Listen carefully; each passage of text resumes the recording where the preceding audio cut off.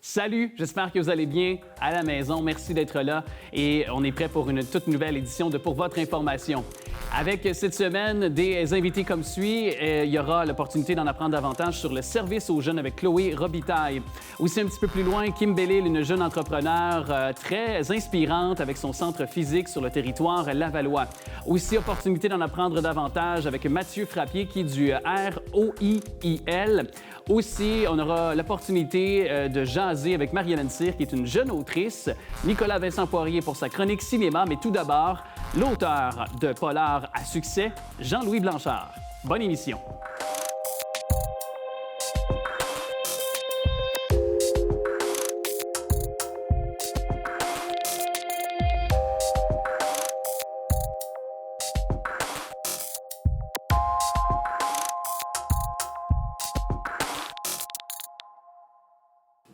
Je suis très heureux de vous faire découvrir un auteur qui nous propose une série de polars, entre autres, auteur jeunesse aussi. On aura sans doute le temps de l'aborder, monsieur. Donc, JL Blanchard, merci d'être là. Bonjour, Alexandre. Est-ce que je vous appelle JL, Jean-Louis? Jean-Louis, c'est parfait. Jean-Louis, c'est parfait pour vous. C'est votre plus récent avec Les Eaux de la Méduse. Bien sûr, aussi, il y avait eu au préalable, pour le montrer à l'écran, Le silence des pélicans. Ça met en évidence les deux personnages centraux, soit l'inspecteur Bonneau, puis la mouche aussi, Exactement. qui est son acolyte. Puis peut-être nous préciser, on en est rendu où pour les gens qui n'ont peut-être pas lu votre livre, votre saga? On est rendu où dans Les Eaux de la Méduse là, pour vos personnages? Alors, pour remettre les choses en contexte, dans Le silence des pélicans, ce qu'on voit, c'est que l'administration de la police essaie de se débarrasser du détective, de l'enquêteur Bonneau, parce qu'il est incompétent. C'est une vieille croûte mais qui est protégé par le syndicat, et puis il n'y a rien à faire, il ne veut pas s'en aller. Alors, ils ont pensé lui mettre dans les pattes un jeune requin, je dirais, parce qu'il est talentueux. Il sort de l'école de police. En fait, il a été sorti de l'école de police parce qu'il est indiscipliné, irrespectueux et il a à peu près tous les défauts du monde, mais il est brillant. Et ils espèrent qu'en lui mettant ce jeune lamouche-là dans les pattes, qu'il va finir par s'en aller lui-même et démissionner, mais c'est pas ce qui se passe du tout. Dans Le silence des pélicans, ce qu'on voit, c'est qu'il se crée une forme de synergie étrange, une forme de relation étrange entre les deux personnages, et ils réussissent évidemment à résoudre cette enquête-là. Et dans Les Eaux de la Méduse, on va un peu plus loin, l'enquête est un peu plus complexe, et la relation entre les deux personnages aussi se développe. Exact. Et bien, continuez, je ne voulais pas vous couper, j'allais renchérir, mais allez-y. Non. Et ce qui est intéressant, c'est qu'on en apprend beaucoup plus maintenant sur le jeune Lamouche aussi. Et on comprend un peu plus quelle est je dirais, sa stratégie derrière tout ça. Oui, puis c'est encore, on le voit avec Les Eaux de la Méduse, le cadavre qui est retrouvé dans un luxueux manoir. Donc, il va s'en suivre plusieurs choses, mais il y a une chose qui est certaine pour faire le portrait global de votre univers dans lequel vous nous amenez avec vos personnages que sont Bonneau et, bien sûr, la mouche. Quelque chose qui est assez, peut-être, unique au Québec dans la façon de traiter le polar, c'est que on est tantôt dans ce côté cabotin de Bonneau, puis d'un autre côté, tu sais, un côté un peu satire sociale, un message un peu qu'on envoie aussi. Pour vous, c'est important d'y aller de cette façon-là. Pourquoi? Oui. Premièrement, je pense qu'on peut tout dire dans un roman policier. Il n'y a pas de raison d'exclure d'autres aspects de la vie, comme, entre autres, l'humour. Ouais. Déjà qu'il y a tellement de drames. Quand j'ai commencé à écrire, puis j'avais l'idée d'un personnage de roman policier, j'en lisais beaucoup. Et il y a déjà beaucoup de littérature, ce qu'on appelle de romans noirs au Québec. Et il y a de très bons auteurs. Ce sont des grandes pointures dans le domaine. Et je voulais apporter quelque chose de différent. Et dans ma vie, moi, l'humour a une place importante. Alors, j'ai pensé tranquillement à développer cette relation-là, parce que l'humour provient surtout de la relation entre les deux personnages. Et évidemment, ça devient un ressort important dans le développement de l'intrigue, parce qu'ils se taquinent un l'autre. En fait, il y a des fois même qu'ils sont quasiment en guerre un contre l'autre, mais cette façon de travailler là permet de faire avancer l'enquête. Exactement. Puis je trouve que ça rend les choses, les personnages attachants. Donc, au-delà de la volonté de comprendre l'histoire, le dénouement de l'enquête, bien, c'est que ça nous rend aussi de façon, avec la fragilité, la vulnérabilité des personnages, je trouve que ça les rend d'autant plus attachants. Là. Bien, vous êtes bien gentil de le dire, de le mentionner, parce que ce qui m'a beaucoup étonné, pour vous dire la vérité, c'est que depuis l'apparition du Silence des Pélicans l'an dernier, je reçois énormément de messages à tous les jours sur Messenger ou autrement. Et ce que j'entends le plus souvent, c'est que les gens, même si le personnage de Bono, on fait tout pour le rendre presse exécrable. Puis des fois, c'est vraiment... Exactement, ça devient quasiment caricatural. Ouais. Et pourtant, les personnages les lecteurs et les lectrices tombent en amour avec ce personnage-là. C'est de lui qu'on me parle le plus. Oui, bien, je comprends. Puis une autre chose qui est intéressante, c'est que vous venez du monde des technologies, le spectacle, la télévision, le cinéma. Est-ce que ce passé-là, votre métier, ça vous sert pour peut-être confectionner, pour écrire, vous inspirer de ces intrigues-là? En partie, je vous dirais oui. Premièrement, parce que j'ai lu beaucoup. Alors, évidemment, on se crée un univers à force de lire. Mais je vous dirais que le monde de l'image en particulier, la télévision, le film, le cinéma, depuis une quarantaine d'années, ça a beaucoup changé. L'arrivée de la vidéo qui a remplacé beaucoup la caméra, le film, a permis, par exemple, du montage extrêmement rapide. Alors, les gens, aujourd'hui, sont habitués d'avoir des scènes qui se succèdent très rapidement. C'est rythmé. De la même manière, j'essaie dans mes romans d'imposer ce genre de rythme-là. C'est pour ça qu'il y a beaucoup de petits chapitres. Oui. Alors, par exemple, dans Les Eaux de la Méduse, je crois qu'il y a 63 ou 64 chapitres. Oui. Sur 350 pages, grosso modo. Bien, c'est ce que je pense. C'est ce que j'avais cru comprendre en constatant les choses. Puis, en même temps, est-ce que pour vous, un jour, ça serait intéressant d'adapter l'univers? Si on vous approche, exemple, ou c'est peut-être déjà le cas, on va peut-être en savoir, mais il me semble que ce serait facilement exploitable dans un univers de séries télé ou de films. Oui, il y a beaucoup de monde qui m'en parle. Moi, sincèrement, je ne crois pas aujourd'hui que je me risquerais à retravailler, à faire des scénarios. Mais que le roman soit adapté par un scénariste pour en faire un film ou une série, il y a des chances que ça se produise, oui. Ah oui? OK. Est-ce qu'il y a des projets dans l'air? Ou... J'aime mieux ne pas en parler tout de suite parce qu'on sait comment ça se passe, ces choses-là, puis ça peut être un peu compliqué. Oui. Puis je comprends, des fois, il y a toujours des diffuseurs, il y a de l'argent, il y a plusieurs décideurs là-dedans. Là. Effectivement.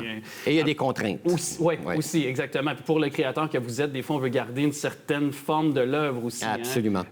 Une propriété de l'œuvre aussi. Absolument. Mais je dois vous dire que ces personnages-là, et entre autres le premier roman, qui est Le Silence des Pélicans, c'était à la base un scénario. Ah oui? Il était écrit sous forme de scénario, oui. Bien, on a vu Patrick Sénécal, il y a eu des films à l'écran, il y a eu plusieurs... aussi d'autres auteurs qui ont été adaptés aussi au cinéma ou sinon à série télé au Québec, chez nous. Oui. Alors, je verrais très bien, pourquoi pas. Pourquoi pas. Exactement. Bien, c'est un grand plaisir de vous avoir reçu. Je n'ai pas eu le temps de parler de votre livre jeunesse, celui-là qui... c'est Les Îloparis. Zépolaris, oui, c'est une nouvelle série. Ça commence. Le deuxième va sortir en septembre-octobre. Et c'est pour les jeunes 9-13 ans. C'est passionnant parce que c'est un jeune garçon qui découvre toutes sortes de choses. Et il rentre finalement dans un monde inattendu et ça nous emmène très loin. C'est fascinant. Bien, on va inviter les gens, on l'a montré à l'écran, puis les gens aussi allaient découvrir la suite parce que autant pour peut-être les parents qui nous ont écoutés actuellement peuvent aussi démontrer votre talent d'écrivain à leurs jeunes aussi qui sont à l'écoute, alors c'est à leur portée. Bien, c'est bien gentil. On va vous inviter à nouveau pour venir nous en parler de ça va me faire plaisir. Prochaine collection. Merci beaucoup à vous. Merci, Alexandre.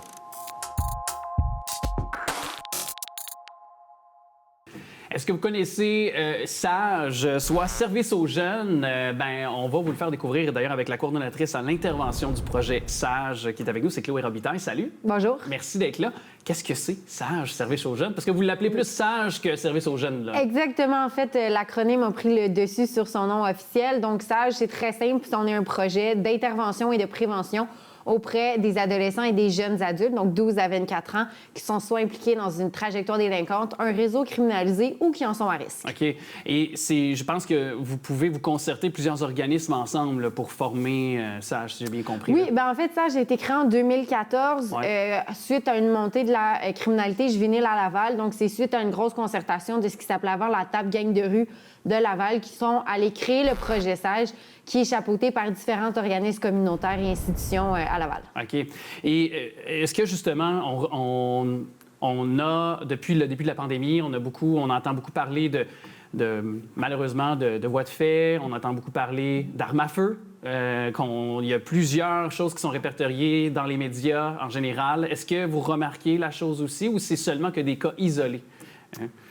Je ne serais pas prête à dire que c'est des cas isolés. Oui, avec l'arrivée de la pandémie, on a vu une augmentation de la criminalité juvénile. Je dirais principalement parce qu'enfin, on leur a coupé toute leur activité. Un adolescent, c'est en train de se découvrir, c'est en construction identitaire, ça a besoin d'essayer des choses, ça a besoin d'être occupé. Comme je dis toujours, un adolescent ou une adolescente qui n'a rien à faire, c'est rare que c'est très pertinent, les activités qui vont s'y trouver. Donc, la pandémie les a vraiment limitées à ce niveau-là, ce qui, en partie, peut expliquer une certaine augmentation de la criminalité. Ouais. Puis, dans cette augmentation-là de la criminalité, est-ce que cette augmentation de la criminalité, c'est aussi pointé dans des endroits ou chez des jeunes qui peut-être n'auraient pas été sujet à faire de la criminalité, finalement? Je m'explique en ce sens où, parfois, on pense à tort que c'est seulement que dans certains types de quartiers peut-être défavorisés, mais c'est partout la criminalité. Ça peut être dans des quartiers plus aisés aussi. Définitivement. Nous, le projet SAGE, on est régional, donc on prend suivi des jeunes à travers l'île, au complet de la ville de Laval. Puis, effectivement, on a des jeunes de tous les quartiers. Je vous dirais que les quartiers où j'ai le plus de jeunes, c'est surtout parce que j'ai des meilleures relations avec les écoles. Okay. C'est vraiment lié à ça. Là. Les écoles-là, ils me connaissent plus. Il y a un moins grand roulement d'employés, ce qui fait que d'une année à l'autre, ils se souviennent que j'existe. C'est surtout ça qui explique que j'ai plus de jeunes de certains quartiers que d'autres. Mais effectivement, comme vous dites, la criminalité juvénile, c'est partout. Tout niveau socio-économique confondu. Exactement. Comment on intervient auprès d'un jeune? Comment vous aussi, mais comment aussi, je vais déployer ma question dans un deuxième temps, mais les parents de ces jeunes-là, les tuteurs, par exemple, peuvent intervenir. Mais évidemment, commençons par vous au sein du projet. Bien, c'est très simple. Je vous dirais que ça soit moi, les parents ou un tuteur, la clé numéro 1 du succès, c'est l'écoute. Prenez le temps de poser des questions aux jeunes et de les écouter, de les laisser finir, d'essayer de comprendre comment eux vivent ça, puis pas nécessairement essayer de comprendre, comment dire. Faut pas se prendre comme point de référence. Le but, c'est pas que vous compreniez mieux, c'est que comprendre comment eux le vivent, comment eux perçoivent ça. Ça va vraiment nous aider à trouver la logique dans leur comportement qui peuvent nous sembler totalement illogiques, mais il y a quand même une suite d'événements qui peut expliquer ça. Donc, nous, avec SAGE, c'est beaucoup ça qu'on fait. On essaie de comprendre à quel besoin est-ce que la criminalité répond, parce que nous, on est vraiment dans l'angle que les comportements qu'on adopte sont pour répondre à un besoin. Et malheureusement, parfois, c'est une réponse, un comportement inadéquat qui est utilisé. Fait que c'est de déterminer à quel besoin ça répond. Puis après ça, on essaie d'y trouver des alternatives positives. Puis ça, je veux dire, il n'y a pas besoin d'avoir été intervenant pour se concentrer sur cet angle-là. Oui, et d'ailleurs, ces alternatives positives, donc ces solutions-là positives, elles peuvent se déployer sur plusieurs axes. Il y en a des solutions. La prévention est une? Ou Bien, c'est sûr que la prévention en est une. Sinon, mettons qu'on parle d'intervention, c'est-à-dire des jeunes qui ont commis des crimes ou des délits, en fait. C'est voir avec eux, qu'est-ce qu'ils ont envie de faire? Nous, c'est notre point de départ. Toi, on va dire Alex, tu es un jeune, tu es délinquant, mais c'est quoi tes intérêts? Qu'est-ce qui te rend heureux? Dans quoi tu te sens compétent? Te donner un sentiment de compétence, c'est super important. Puis nous, c'est ces angles-là qu'on va y aller. Donc, ça peut être l'école, ça peut être le travail, ça peut être le sport, ça peut être les arts. Oui, j'ai effectivement beaucoup d'artistes dans mes jeunes. Donc, nous, c'est vraiment, on essaie de voir avec ces jeunes-là, mais qu'est-ce qui, toi, il t'allume? Qu'est-ce qui te rend heureux? Puis on essaie de mettre notre énergie là-dedans. Puis on part du concept que si les jeunes vivent un sentiment de compétence dans la sphère légale, par la bande, ça fait qu'au fil du temps, ils vont en fait se désintéresser de plus en plus de la criminalité. Puis on peut voir sur votre site, il y a beaucoup de témoignages de jeunes qui sont passés par vos services, qui avaient peut-être justement emprunté une pente négative, mais qui ont su remonter cette pente puis transformer tout ça en positif. Là. Quand même, je suis capable de voir plus loin puis de me dire, OK, c'est ça que je veux faire. Je vais dire, peut-être pour la première fois, je sais que je suis capable. Ça pullule de cas de jeunes qui ont passé par chez vous puis que maintenant, ils sont dans le droit chemin. Là. Ben oui, je veux dire, c'est rare des criminels de carrière. Quelqu'un qui me dit, là, Chloé, tu sais quoi, moi, dans la vie, je vais être criminel, ça arrive pas. C'est ça. J'ai rencontré plus d'une centaine de jeunes et j'en ai jamais rencontré un que c'est son objectif de vie. Souvent, c'est qu'ils ne voient pas d'autres alternatives pour avoir réponse à leurs besoins, avoir accès à des ressources. Fait que nous, on est vraiment juste là pour les aider. Fait qu'effectivement, on en a plein que, à la longue, là, je vous cacherai pas que c'est long, là, c'est pas une histoire de 2-3 mois. Non, exact. Ils arrivent à se retrouver puis à voir un peu quel chemin qu'ils pourraient prendre qui répond à leurs besoins, outre que vendre la drogue. Oui, bien, on espère effectivement, parce que notre jeunesse, on en a tant besoin pour toutes sortes de choses. Notamment, évidemment, on n'a qu'à penser notre relève. On a besoin de ces jeunes-là pour occuper nos emplois puis effectivement participer à l'économie et à la communauté ici lavalloise. Mais il y a d'ailleurs, parlant de ça, il y a anciennement la table de gang de rue de Laval qui a été rebaptisée, je vais le dire comme ça, table lavalloise en criminalité juvénile et violence urbaine, c'est bien ça? Oui, c'est ça. Donc, la table va sur la criminalité juvénile et la violence urbaine. Voilà. Et pourquoi vous avez rebaptisé, changé ce nom-là? En fait, c'est très, très récent. Vous avez presque l'exclusivité. OK, merci. C'est parce qu'on trouvait que le nom de table gang de rue reflétait plus la nature des discussions qui se passaient à la table. Gang de rue, d'abord, c'est un mot qu'on n'utilise plus. Okay. C'est un mot qui est vraiment... Est-ce que c'est parce que c'est négatif un peu aussi? C'est juste qu'il y a énormément de préjugés, de stéréotypes qui viennent avec. Puis, ce qu'on a réalisé, c'est que si on demande à un jeune de nous expliquer quel sens que ça a pour lui, ce mot-là, c'est pas la même définition que la police qui utilise ce mot-là ou même le milieu de la recherche qui l'utilise. C'est pour ça que nous, même à Sage, on va utiliser toujours le terme réseau criminalisé. Les réseaux, je trouve que ça reflète beaucoup plus, en fait, qu'est-ce qui se passe que le concept de gang. Puis pour la table, bien, ce qu'on parle justement, c'est les différentes formes de violence qui se passent dans le milieu urbain, comment est-ce qu'on peut les prévenir et réagir de manière sécuritaire. Puis c'est toutes les composantes de la criminalité qui se passent chez les jeunes. OK. Donc ça encore là, c'est un autre versant de ce que vous pouvez faire comme service, intervenir, parce que c'est sûr, la violence a pris, ou la criminalité, avec les réseaux sociaux, l'Internet, ça a pris une nouvelle tangente pas mal depuis quelques années, là. Alors vous vous adaptez aussi de cette façon-là. Très intéressant. Évidemment, tous les liens sont au bas de l'écran si on veut peut-être avoir de l'information. Peut-être aussi, si on pense qu'on a notre jeune, justement, prend une direction négative, on peut avoir recours à vos services. J'imagine qu'il y a toujours des intervenants qui sont là. Oui, moi, j'ai une équipe présentement de 10 intervenants qui sont les travailleurs de rue de l'organisme TRIL, donc Travail de rue Île de Laval. Puis la joie de notre travail, c'est qu'on fait notre horaire. Fait qu'il y a moyen qu'on puisse travailler de soir, de jour, de fin de semaine. Aussi, selon vraiment tout le temps les besoins de la semaine, les besoins des jeunes. Donc oui, nous, à partir du moment qu'on reçoit un jeune, c'est pas du 9 à 5 du lundi au vendredi, là, on s'adapte vraiment beaucoup. Bien, merci beaucoup d'être passé nous en parler. Merci, c'était essentiel, surtout dans des temps encore un petit peu incertains. Veut pas, on est encore en pandémie. Alors, peut-être des jeunes qui ont besoin de vos services. Merci. Bien, ça fait plaisir. Merci.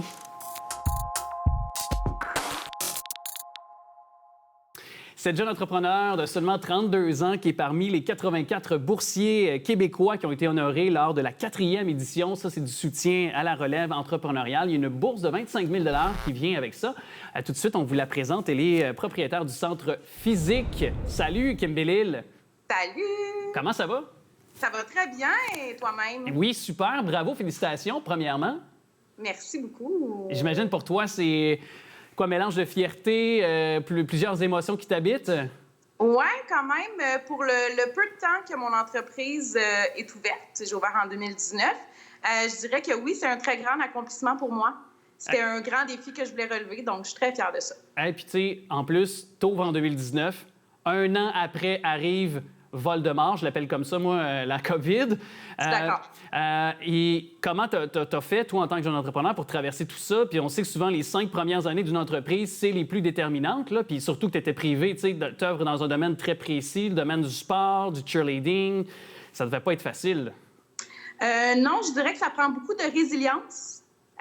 Au début, on dit que ça va passer, on essaie de voir comment on peut continuer à soutenir les jeunes à travers la gymnastique et le cheerleading. C'est sûr que ça a duré quand même longtemps, les petits arrêts, mais avec beaucoup de détermination et justement de résilience, on a réussi à passer au travers, puis on a réouvert avec beaucoup d'élèves. Oui, bien tant mieux. Puis, tu sais, il y a ce défi-là sur le plan personnel, financier, tout ce qui vient avec la paperasse d'une entreprise, d'une jeune entreprise comme la tienne. Mais c'est de savoir aussi, j'imagine, pour toi, que des jeunes filles, des jeunes garçons, peu importe, une clientèle, on le sait à quel point bouger, faire du sport, ça fait du bien. Puis là, tu le sais à quel point aussi... Tu peux pas, dans le fond, faire du bien aux gens. Ça aussi, ça devait être quelque chose d'assez triste pour toi à vivre, là. Très triste pour moi, très triste pour mon équipe d'entraîneurs aussi, et surtout pour les élèves. J'ai reçu des messages pendant qu'on était fermés, des parents des photos, des petites cocottes en train de faire de la gym à la maison. Il y en a qui pleuraient parce qu'ils s'ennuyaient de nous. Donc oui, c'était très triste, oui. Oui. Bien là, on est là pour parler de quelque chose qui est lumineux, qui est d'ailleurs très positif. D'ailleurs, tournons-nous vers ça. Bourse d'honneur, donc, de 25 000 Je sais que les différents lauréats à travers le Québec, parce que je le disais, il y a 84 boursiers se sont démarqués dans plusieurs choses. Pour toi, ça a été quoi, tu crois, qui a fait en sorte que tu as reçu cette bourse-là et qui t'a démarqué des autres? Moi, je crois que c'est au niveau de l'innovation, dans le sens où le centre Physica, la vision est différente un peu, je dirais, peut-être des autres centres. On axe beaucoup, beaucoup sur le plaisir, le niveau récréatif. Donc, c'est là que ça devient très enrichissant pour les enfants. Oui, on développe la gymnastique, on développe le cheer, le sport, mais on va aller développer plus que ça. On va aller développer l'enfant.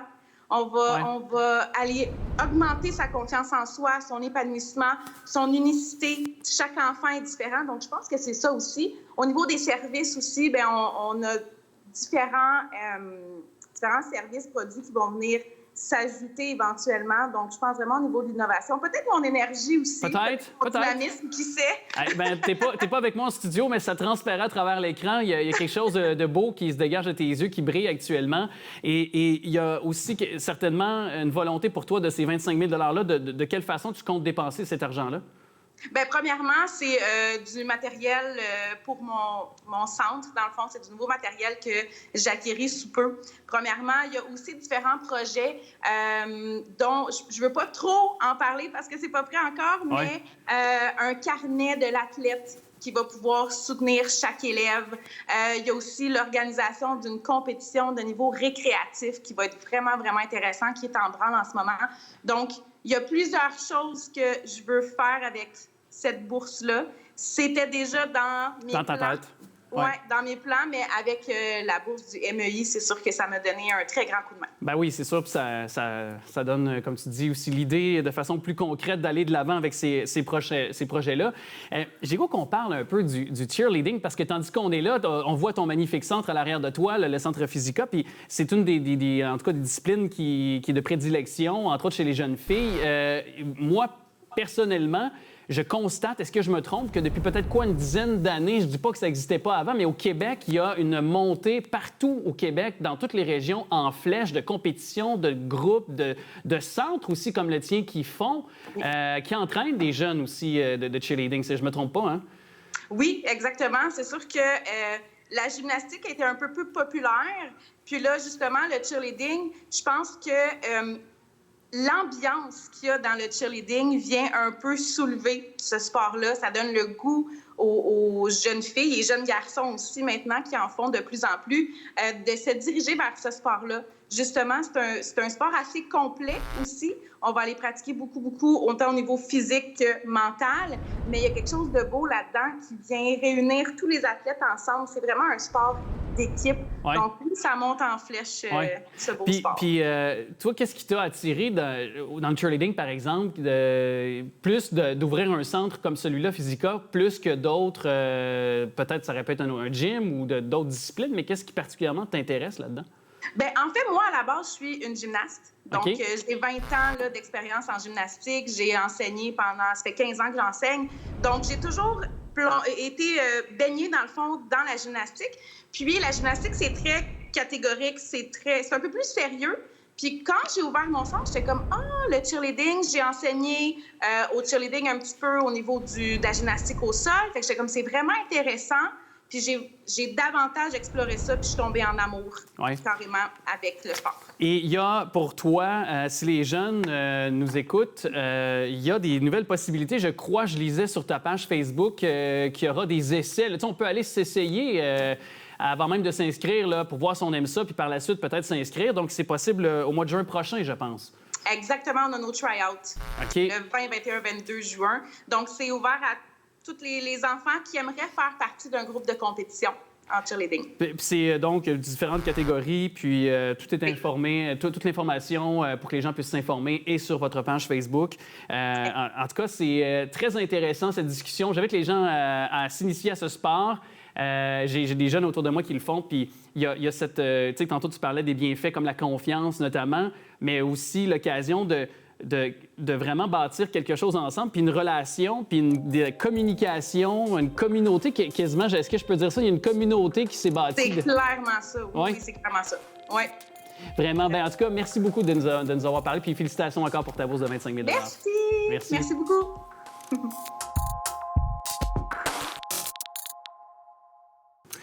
Le portrait de l'itinérance semble avoir changé depuis le début de la pandémie. On vérifie le tout avec un organisme qui a pignon sur rue à Laval et qui donne justement plusieurs services aux personnes qui vivent justement la situation d'itinérance au quotidien. Il en est le coordonnateur du ROEL, soit le réseau des organismes en itinérance de Laval. Mathieu Frappier, bonjour, merci d'être là. Bonjour, merci à vous pour l'invitation. Premièrement, la mission de l'organisme, elle se déploie de plusieurs façons pour donner des services aux gens qui vivent avec l'itinérance. Oui, premièrement, dans un premier temps, nos membres, donc les groupes de base, des groupes d'action communautaire autonomes qui vont directement à la rencontre des personnes, sont effectivement actifs en matière de prévention de l'itinérance, donc éviter de se rendre à la rue, et en réduction de l'itinérance, donc une fois que malheureusement les personnes y sont arrivées, comment est-ce qu'on s'en sort, et ce, le plus rapidement possible. Nous, en tant que regroupement, bien sûr, c'est de voir à ce que ces groupes-là aient toutes les ressources pour pouvoir déployer les deux axes fondamentaux d'intervention en itinérance, qui aient aussi voix au chapitre dans les différentes décisions politiques, dans les différentes consultations administratives. Avec la Ville ou autre, là? Avec la Ville, la STL, le gouvernement du Québec, tous les paliers où c'est important que la réalité lavalloise soit connue. C'est beaucoup notre rôle, donc, d'informer sur la réalité de l'itinérance, sensibiliser la population aussi, bien sûr, et organiser, entre autres, des activités d'éducation populaire autour de la thématique, et aussi maintenant, plus nouvellement, là, à cause de l'état d'urgence pandémique et tout, bien, carrément déployer aussi certains nouveaux services, notamment un refuge d'urgence et un café de rue. Oui, on pourrait y venir parce que le café de rue, entre autres, qui a eu un an, là, c'est jour pour jour à peu près. C'est en 2021 où on a fondé le tout. Mais juste avant, le recensement des itinérants, avant d'ouvrir les caméras, vous m'avez dit, il y a de cela quelques années, en 2018-2019, on parlait de quoi 145, 150 itinérants. Maintenant, ça a quoi doublé pratiquement, selon vos chiffres? Oui, bien, il faut toujours faire attention quand on tente de quantifier l'itinérance. C'est un exercice qui est fort intéressant, fort pertinent, mais toujours complexe. De par la nature de la situation que les personnes vivent. Hein. Le mot le dit, itinérant, donc par définition, on n'est pas fixe à un endroit à attendre d'être compté. On se déplace sur le territoire. Peut-être qu'aujourd'hui, on est à Laval, demain, on est à Montréal. Toutes sortes de réalités comme ça. Donc, l'exercice de dénombrement qui a eu lieu en 2018 là, à la demande du gouvernement fédéral est un exercice de type prise de photos un soir. Donc, le 24 avril 2018, différentes équipes se sont déployées sur le territoire dans des zones connues pour être fréquentées par les personnes en situation d'itinérance. Puis, ils ont dénombré ce qu'on appelle l'itinérance, donc visible. Nous, à Laval, depuis des années, on qualifie notre itinérance comme étant beaucoup plus invisible. Et qu'est-ce que c'est? Parlez-moi de la distinction entre les deux. Exactement. L'itinérance visible, là, on va tomber dans les clichés et tout. C'est la personne qui fait de la mendicité. Sur le bord d'un café, un Tim Hortons, par exemple. Un Tim Hortons avec le petit gobelet, le panier d'épicerie pas trop loin avec ses possessions personnelles dedans.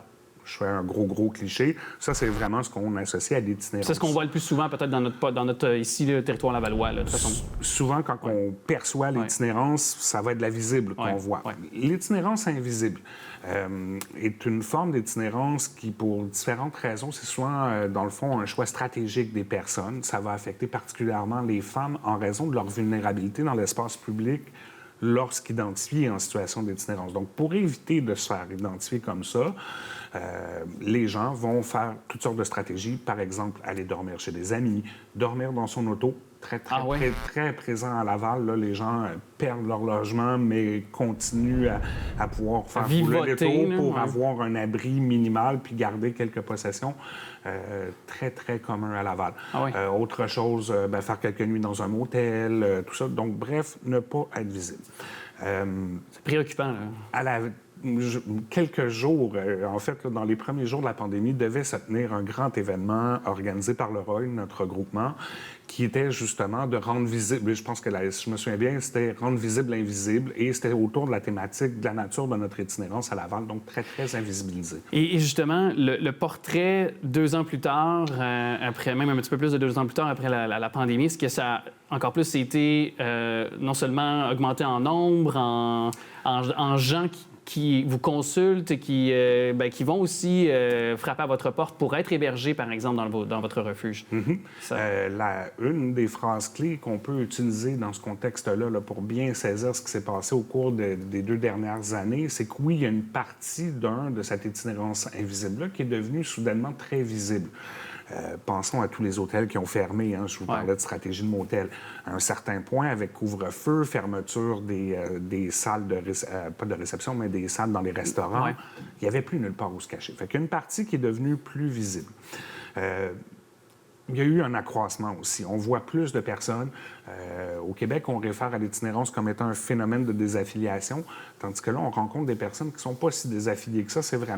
C'est la force, les forces économiques qui les ont carrément poussées à la rue. Bref, tout ça pour dire que la phrase clé que j'aime bien utiliser, c'est oui, l'itinérance a augmenté en nombre au cours des dernières années à Laval, mais elle s'est aussi diversifiée et complexifiée. Ah oui? Et pourquoi?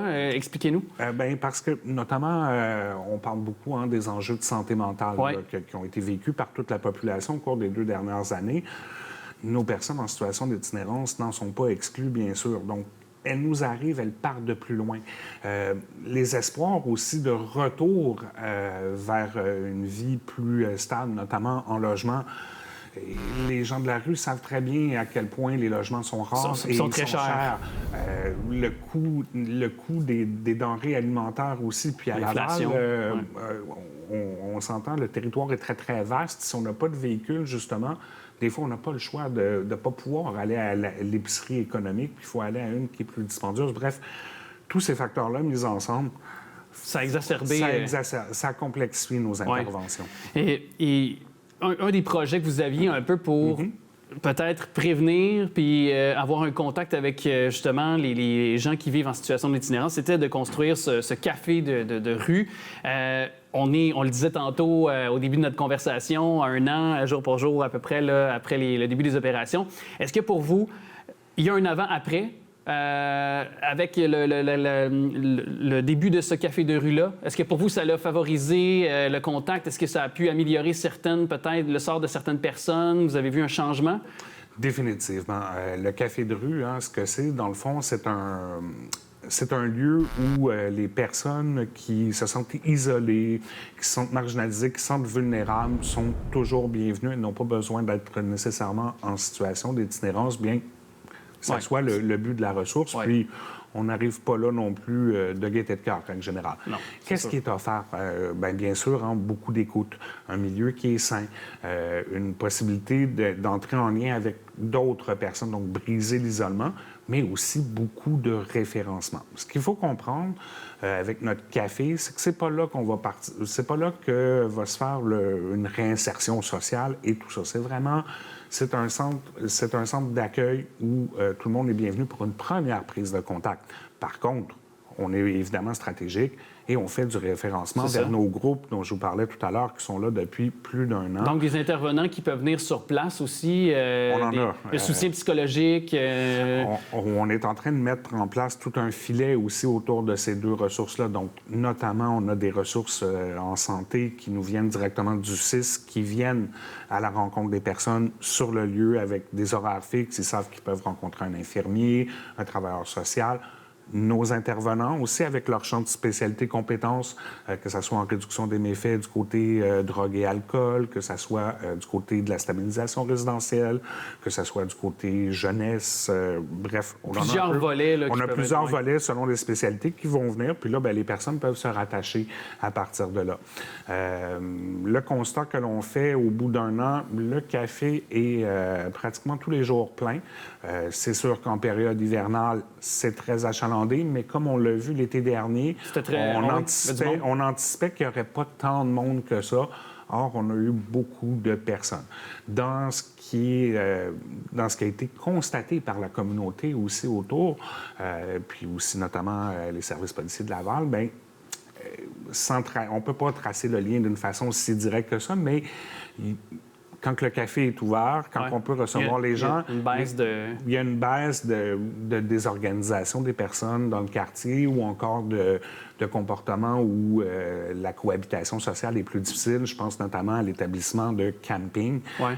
C'est sûr que l'été dernier, Laval n'a pas eu énormément de camping, en tout cas vraiment pas comme dans les autres villes. Ça ne veut pas dire qu'il n'y avait pas beaucoup de besoins, c'est qu'ils ont atterri par chez nous. Donc déjà là, ça, c'est une réussite. L'avenir après ça. C'était des besoins identifiés de longue date, d'avoir la ressource tant refuge que café. Du côté du refuge, c'est un peu le même principe, mais pour la nuit. Hein. Donc, des ressources d'accueil, d'urgence, bas seuil, qu'on appelle, donc, on accepte à peu près tout le monde. Ouais. C'était une priorité depuis très, très longtemps. Il faut comprendre qu'on est la 3e ville au Québec. C'était un peu anormal qu'on n'en ait pas eu avant. C'est clair. La pandémie est venue révéler tout ça. Les autorités aussi ont pris, je vous parlais d'un colloque et tout. Ils ont pris conscience de certaines choses. Ils ont pris acte qu'on ne pouvait pas être... C'était impossible démographiquement qu'on soit une ville aussi importante avec pas d'itinérance. Donc, on sent qu'il y a vraiment une mobilisation de la communauté, des partenaires institutionnels à déployer des services. On se voit durer encore longtemps dans le temps. Bien, on l'espère. Et toutes les façons pour vous joindre ou connaître vos services sont déjà au bas de l'écran. Super! Mathieu Frappier, je vous remercie beaucoup d'être passé nous parler. Évidemment, donc vous êtes le coordonnateur de ce réseau des organismes en itinérance de Laval. Merci beaucoup. Merci à vous.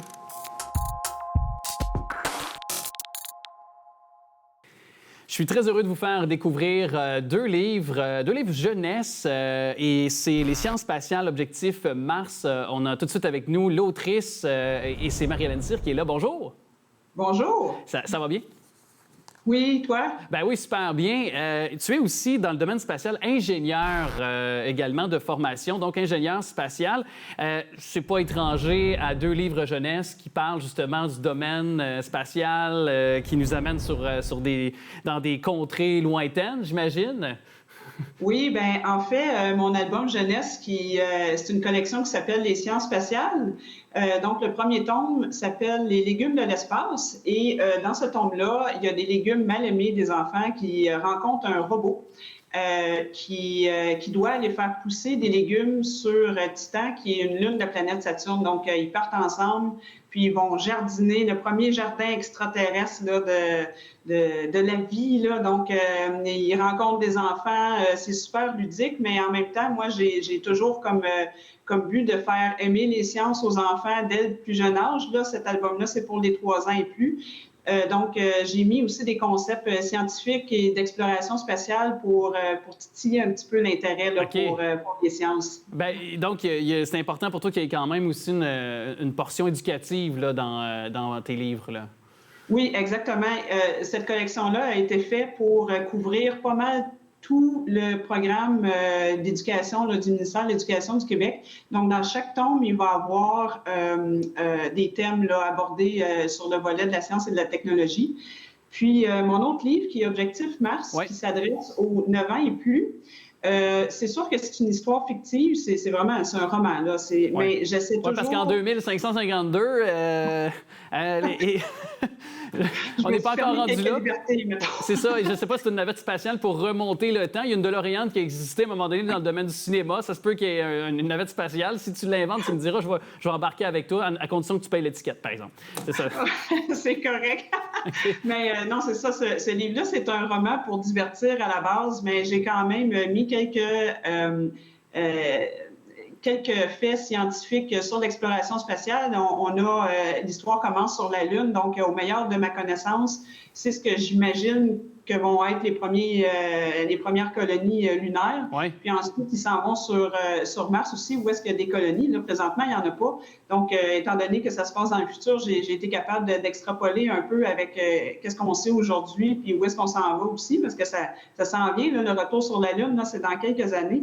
Donc, j'ai voulu aussi mettre des trucs scientifiques pour pour intéresser aussi les jeunes un petit peu plus vieux à des concepts qui sont un petit peu plus évolués, comme comment orienter un vaisseau dans l'espace. Là, j'en parle dans ce livre-là. Donc, c'est vraiment quelque chose qui divertit, mais qui est aussi éducatif en même temps. Là. Donc, c'était ma mission comme auteur jeunesse là, de faire connaître les sciences et les technologies à travers les livres. Ben oui, puis c'est pas sans rappeler que, je sais pas, est-ce que c'est arrivé l'écriture du livre Objectif Mars, parce qu'on sait qu'on a fait un amarcissage.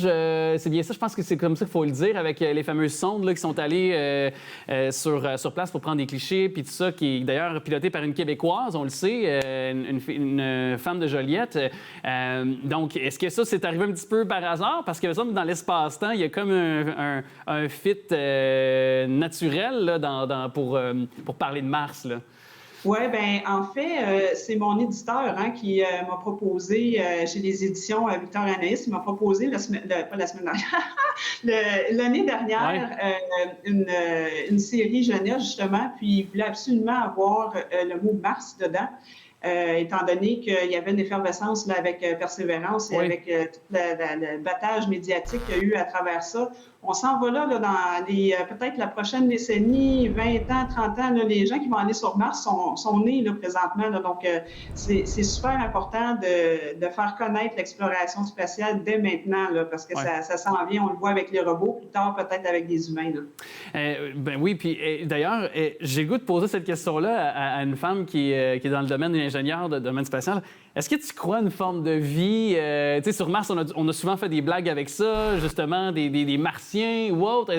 Est-ce qu'on croit, est-ce que, tu sais, toi, tes collègues, à toute forme de vie ailleurs dans l'espace, dans l'univers? Bien, ça serait dommage que l'univers étant ce qu'il est, là, aussi vaste qu'il est, ça serait dommage qu'on soit les seuls à vivre là, sur une planète. Moi, je crois qu'il y a de la vie ailleurs. C'est peut-être pas dans la forme qu'on a ici sur Terre, ni comme on l'imagine dans les bons livres de science-fiction. Là, puis on imagine que c'est pas des extraterrestres qui vont être très méchants non plus. Non, mais les formes de vie qu'on va découvrir au début, probablement, si c'est dans le système solaire, parce qu'il y a beaucoup de recherches qui se fait pour essayer de trouver de la vie. Ça va surtout être au niveau des bactéries, peut-être des moisissures aussi. Là, ils sont confiants sur certaines lunes de certaines planètes là, qui vont peut-être trouver quelque chose plus tard parce qu'il y a encore de l'eau liquide là, en dessous de la couverture gelée. Là. Mais moi, j'y crois. C'est sûr que ça serait vraiment dommage. En tout cas, Bien, on aime ça, puis j'imagine la science, c'est toujours aussi d'aller à la rencontre, c'est-à-dire de pousser plus loin la réflexion. Puis on a encore un peu de temps aussi pour continuer à parler de votre livre Objectif Mars, c'est bon, de la série les sciences spatiales. Je fais un peu du mille là-dessus. Je reprends mon propos par rapport à la forme de vie sur Mars. Est-ce que ça fascine encore les jeunes que vous rencontrez? Parce que je sais que récemment, vous avez donné une conférence dans une école. C'était indiqué sur votre page Facebook. Et est-ce que ça fascine autant que nous, quand nous étions jeunes, de penser à des martiens ou à des extraterrestres? Est-ce que ça les fascine encore, tout ça? Je pense que ça les fascine.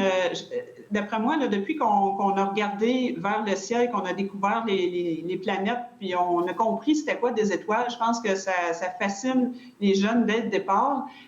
C'est un peu difficile de répondre à ces questions-là. Est-ce que tu crois qu'il y a de la vie ailleurs? Bien, peut-être, mais on n'a pas la certitude, on n'a pas les réponses les encore. confirmations. Ouais. Là. Mais qu'est-ce qui fascine aussi, c'est d'essayer de faire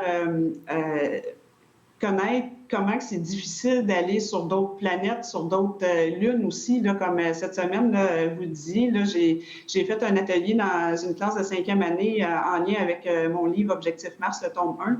Puis, on ne s'imagine pas comment ça peut être complexe aussi, puis j'essayais de leur faire découvrir les défis technologiques qui vont attendre là, les premiers humains qui vont s'en aller vers Mars.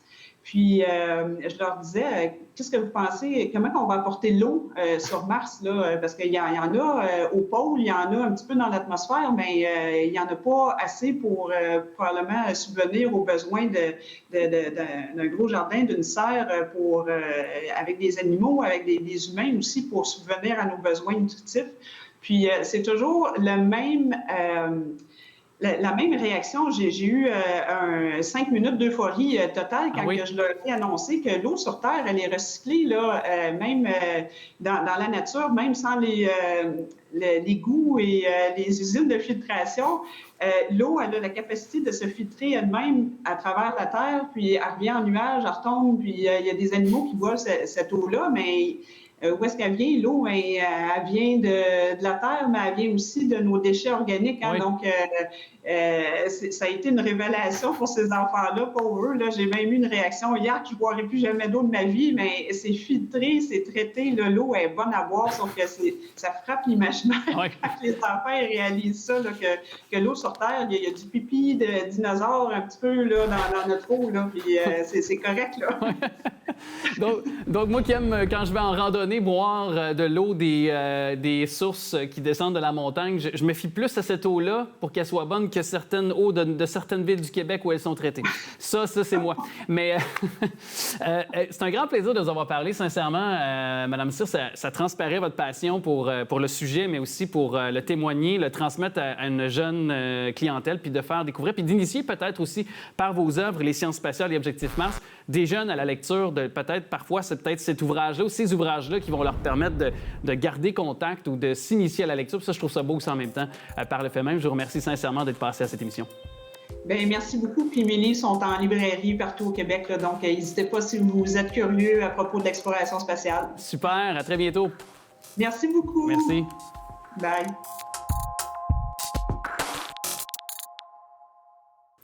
Nicolas Vincent Poirier, mes hommages, mon cher. Salut, Alex. Heureux de renouer avec toi. Et là, on y va d'une série Severance.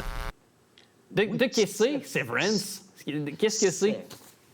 C'est une série sur Apple TV et c'est une... Ah, c'est bon comme série. Visuellement, écoute, c'est magnifique. Les images sont magnifiques, Alex. Mais pourtant, c'est une série qui se passe à 80% du temps dans des bureaux éclairés au néon. Les images les plus laides au monde qu'on peut imaginer, là, dans un bureau blanc où il n'y a aucune décoration, rien. Eh bien, pourtant, la série Severance, grâce à la directrice photo québécoise Jessica Lee Gagné, eh bien, elle a réussi à rendre ça absolument magnifique. Et qu'est-ce que... Raconte-nous le synopsis de cette série. Eh bien, c'est particulier, Alex, parce que c'est une question que à peu près tout le monde peut se poser, OK? Ceux qui connaissent pas la série, c'est sûr que c'est la première question qui se pose. C'est quoi, Severance? Non, mais l'idée de la série, OK, c'est que quand on va travailler, une puce dans notre tête qui est implantée fait qu'on perd instantanément tous nos souvenirs. Ah, ça va plaire aux conspirationnistes, ça? Ah oui, c'est sûr et certain. Donc, cette histoire-là se passe, bon, dans un bureau très fade, blanc, et tous les employés qui vont là, volontairement, ils se font implanter une puce dans la tête qui fait en sorte que quand ils rentrent dans l'ascenseur pour descendre au bureau, eh bien, tous leurs souvenirs disparaissent, y compris leur nom. Ils ne se rappellent plus de rien du tout. Et ce qui embarque, c'est une deuxième partie d'eux qui n'a comme souvenir uniquement que le travail dans le bureau. Et quand le travail finit et ils remontent, oups, eh bien là, leur souvenir revient et ils ne se rappellent absolument plus ce qui s'est passé dans le bureau. Et ça, ils font ça pour pour les gens qui travaillent avec des informations, disons, très, très sensibles. Mais dans l'histoire, on comprend très bien que, eh bien, qu'est-ce qu'il y a de si sensible que ça dans des bureaux où les personnages principaux raffinent des données, mais dans le fond, ils sont devant un écran et puis ils regardent des chiffres défiler. C'est pas tout à fait clair qu'est-ce qu'ils font, mais j'en dirai pas plus là-dessus pour pas... Laisser les gens voir la série, mais à voir aussi autant ceux qui sont devant l'écran que derrière les noms qui y sont associés. Déjà là, ça poussait vraiment, même sans avoir lu ou vu la série, pour moi, ça poussait vraiment ma curiosité à découvrir cette série-là parce que, entre autres, Ben Stiller, Patricia Arquette, Christopher Walken aussi, qui sont des noms rattachés à ce projet-là. Tout à fait. Écoute, Ben Stiller est un des producteurs et lui, il y a à peu près 5 ans de ça qu'il a lu le scénario pour le pilote de la série. Et il a dit que c'est un des projets qui a été le plus long, justement, à développer pour lui. Parce que, bon, c'est pas évident d'essayer de vendre ce concept-là parce que ça prend... c'est une série qui est très, très, très lente. Et bon, au niveau de la distribution, Ben Stiller n'est pas devant la caméra. Il a réalisé 6 épisodes des 9 épisodes. C'est un des producteurs. Mais le personnage principal est interprété par Adam Scott et aussi Patricia Arquette, bon, John Turturro, Christopher Walken. Tout le monde est excellent dans leur rôle et ça amène des questions aussi, cette série-là, parce que une fois qu'on accepte d'être dissocié d'une autre partie de nous qui va avoir comme souvenir que l'environnement du travail, eh bien, cette personne-là, est-ce qu'elle a le droit aussi à des réponses? Est-ce qu'elle a le droit de démissionner? Jusqu'où cette personne-là peut avoir des droits et des choix. Donc, c'est un peu un message, parce que j'ai pas vu la série, mais est-ce qu'on même ça nous fait pousser la réflexion sur la propriété intellectuelle, par exemple, sur les données sensibles, tu sais, qu'on voit sur Internet, le droit à la vie privée, ce genre de choses-là? Est-ce que ça nous... oui, littéralement? Ah oui, on est là-dedans. Puis aussi, ce qui est intéressant, c'est que vu que ces gens-là n'ont aucune mémoire de ce qui se passe en dehors du bureau et que tout est fade et blanc, comme récompense, quand ils réussissent mettons, quand ils performent bien, c'est quoi qu'ils ont comme récompense? C'est bien comme un repas de gaufres. OK. Parce qu'oublie pas, ils n'ont pas de mémoire de ce qui se passe. Donc, exact. Fait que c'est du contrôle. Les gaufres, tu sais. Et là aussi, ça amène d'autres questions, comme admettons qu'on pourrait faire ça. OK? Qu'on pourrait juste dire comme, parfait, on te mène plus, et pouf, tu te rappelles plus de rien pendant que tu travailles. Comment ça se passe si tu rencontres quelqu'un au bureau? Oui, tu comprends, c'est une liaison amoureuse au bureau parce que tu n'as aucune idée. Est-ce qu'avec un gars comme Ben Stiller qui nous a habitués à plusieurs projets humoristiques, est-ce qu'il y a un peu quand même d'humour là-dedans? C'est pas une série qui est lourde, là.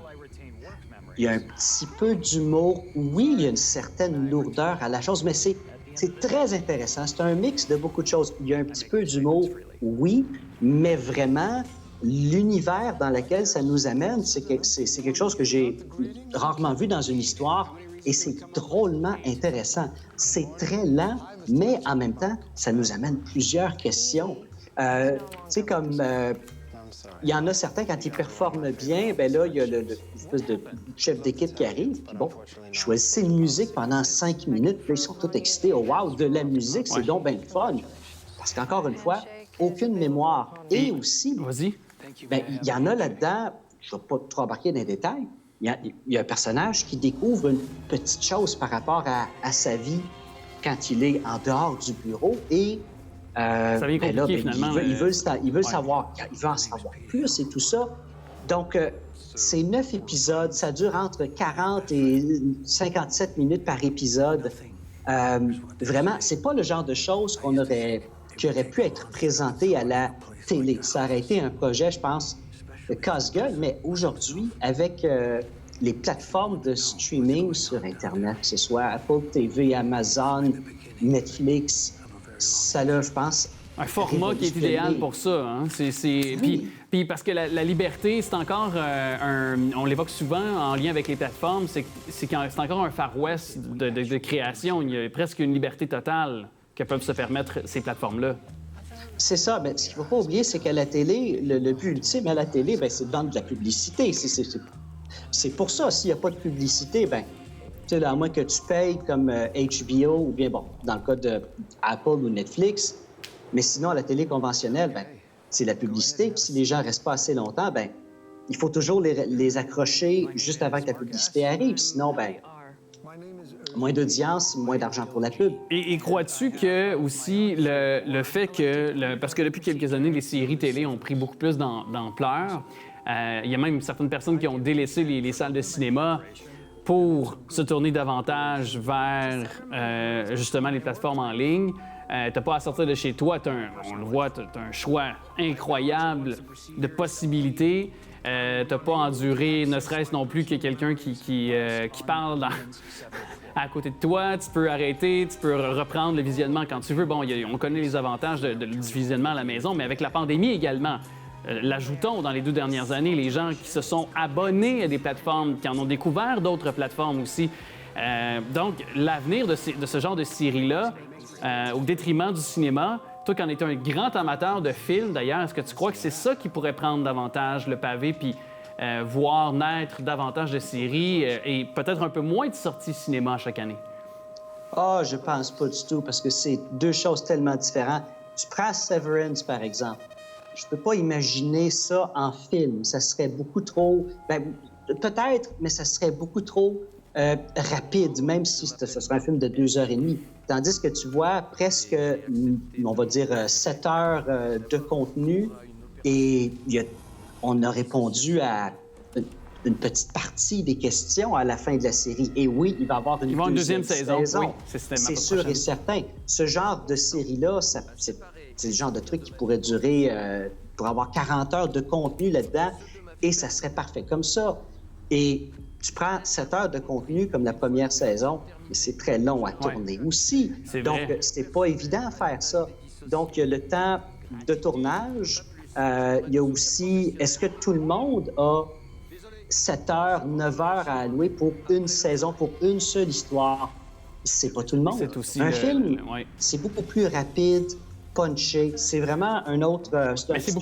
c'est beaucoup plus cher, par contre, normalement, un film qu'une série télé, par contre, pour une saison. C'est là aussi que je pensais plus loin en me disant, une série télé, c'est beaucoup moins cher et il y a des possibilités aussi de faire vivre le contenu sur plusieurs plateformes, la publicité versus un film qui va être projeté au cinéma. Il y a plusieurs règles à respecter comparativement où les plateformes en ligne, c'est un peu le Far West aussi, un peu moins de contraintes aussi pour la mise en marché. Alors tout ça, je me disais, les coûts que ça engendre pour un film versus une série cinéma, une série télé, je me disais, tu sais, de voir le pour et le contre aussi. Ça aussi, ça faisait partie de ma réflexion. Ouais. Mais les séries de télé coûtent de plus en plus cher aussi. Parce que là, on est dans l'âge d'or des séries télé, puis j'embarque là-dedans aussi les séries qui sont sur des plateformes. Rapide, conclu rapidement, oui. C'est ça. Et maintenant, on prend Game of Thrones avec des budgets d'émissions qui vont jusqu'à quelques dizaines de millions de dollars pour un épisode. Puis tu prends tout ça en tout, ça coûte aussi cher que faire un gros blockbuster. Mais les gros blockbusters entrent dans leur argent en dedans de 3 semaines, des fois. Une série télé, c'est beaucoup plus long. Il faut mettre la saison complète. Puis après ça, on se croise les doigts que tout le monde est là pour chaque épisode et que ça ne sera pas un flop à mi-chemin. C'est à retenir. Sujet de conversation toujours intéressant avec toi sur le domaine des séries télé, cinéma et bien sûr tes critiques, tes chroniques qu'on peut retrouver dans cette émission. Et c'était Severance qu'on parlait cette semaine. Nicolas Vincent-Poirier, merci. Merci, Alex. J'ai accepté de mon plein gré d'avoir recours à une opération de dissociation.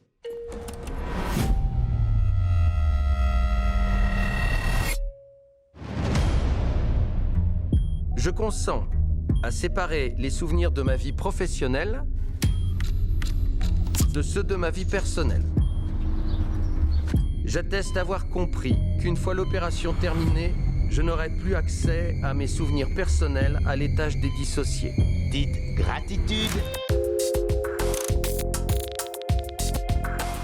Merci d'avoir été là. C'est presque terminé pour l'émission, pour votre information. En tout temps, vous pouvez nous écrire, nous acheminer vos suggestions, vos commentaires, vos questions, très simplement sur les courroies de transmission suivantes qui apparaissent au bas de l'écran, le tvrl.ca, notre page Facebook aussi. Invitation également à participer à notre bingo TV Laval qui vous remet cette semaine 3 500 $, dont 2 500 $ pour la carte pleine. Je vous souhaite une belle semaine. On se dit à très bientôt.